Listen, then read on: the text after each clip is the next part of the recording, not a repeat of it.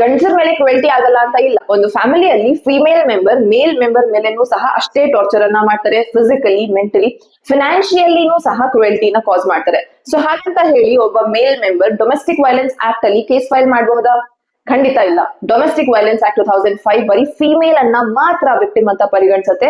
ಈ ಆಕ್ಟ್ ಪ್ರಕಾರ ಮೇಲ್ ಮೆಂಬರ್ ವಿಕ್ಟಿಮೇ ಅಲ್ಲ. ಹಾಗಾದ್ರೆ ಏನು ಪರಿಹಾರ ಇಲ್ವಾ? ಖಂಡಿತ ನೀವು ಈ ಸಿಚುವೇಶನ್ ಅಲ್ಲಿ ನಿಮ್ಮ ಮೇಲೆ ಫಿಸಿಕಲ್ ಅತ್ಯಾಚಾರ ಆಗಿದೆ ಅಂತಂದ್ರೆ ನೀವು ಗ್ರೀವಿಯಸ್ ಹರ್ಟ್ ಅದರಲ್ಲಿ ಕೇಸ್ ಫೈಲ್ ಮಾಡಬಹುದು. ನಿಮ್ಮಿಂದ ಫೈನಾನ್ಷಿಯಲಿ ದುಡ್ಡು ಪಡ್ಕೊಳ್ಳೋದಕ್ಕೆ ಅಥವಾ ಆಲ್ರೆಡಿ ದುಡ್ಡು ಪಡ್ಕೊಂಡಿದ್ದಾರೆ ನಿಮ್ಮನ್ನ ಹೆದರ್ಸಿ ಬೆದರ್ಸಿ ಅಂತಂದ್ರೆ ಎಕ್ಸ್ಟಾರ್ಷನ್ ಕೇಸನ್ನು ಸಹ ಫೈಲ್ ಮಾಡಬಹುದು. ಹಾಗೆ ನಿಮ್ಮ ಮೇಲೆ ಯಾವುದೇ ರೀತಿ ಬೆದರಿಕೆ ಹಾಕ್ತಿದ್ದಾರೆ ಅಂತಂದ್ರೆ ಕ್ರಿಮಿನಲ್ ಇಂಟಿಮಿಡೇಷನ್ ಕೇಸನ್ನು ಸಹ ಫೈಲ್ ಮಾಡಬಹುದು. ಅಷ್ಟೇ ಅಲ್ಲ, ನೀವು ಮೆಂಟಲ್ ಟಾರ್ಚರ್ ಅನುಭವಿಸ್ತಿದ್ದೀರಿ, ತುಂಬಾ ಕೆಟ್ಟದಾಗ ಬೈತಾರೆ ಅಥವಾ ನ್ಯೂಸೆನ್ಸ್ ಹ್ಯೂಮಿಲಿಯೇಟ್ ಮಾಡ್ತಿದ್ದಾರೆ ಅಂತಂದ್ರೆ ಇದನ್ನ ತಡೆಯೋದಕ್ಕೆ ನೀವು ಸಿವಿಲ್ ಸೂಟ್ ಅನ್ನು ಸಹ ಫೈಲ್ ಮಾಡಬಹುದು. ಸೊ ಜನರಲಿ ಈ ರೀತಿ ಕೇಸ್ ಗಂಡಸರು ಸಿವಿಲ್ ಅಥವಾ ಕ್ರಿಮಿನಲ್ ಕೇಸ್ ಫೈಲ್ ಮಾಡಿದ್ರೆ ಅದರಲ್ಲಿ ನ್ಯಾಯ ಸಿಗತ್ತಾ ಅಂತ ಕೇಳಬಹುದು. ಬಟ್ ನಿಮ್ ಮೇಲೆ ಮುಂದಕ್ಕೆ ಯಾವುದೇ ರೀತಿ FIR